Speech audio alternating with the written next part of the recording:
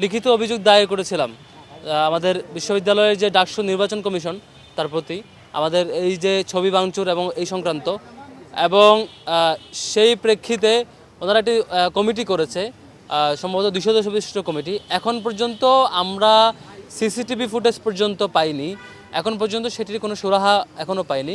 আমরা এখনও সন্দিহান নির্বাচন কমিশন কবে নাগাদ এটির সমাধান করবে বা সেই যে কমিটি করা হয়েছে তদন্ত কমিটি, সেই কমিটি কবে নাগাদ এটির সমাধান আসবেন, এটি নিশ্চয়ই দ্রুত আসা দরকার। আমরা এখনও শঙ্কিত। আর সামগ্রিকভাবে দেখতে পাচ্ছেন গতকালকেও আজকে আমরা পত্রিকা দেখলাম যে একজন প্রার্থী তিনি একটি হলে রাত 12টার পরে হলের রুমে যেয়ে হচ্ছে প্রচারণা করছেন, যেটি 11টার পরে নীতিমালা ভঙ্গ করে আমাদের ছাত্রদলের আবিদ ভাই।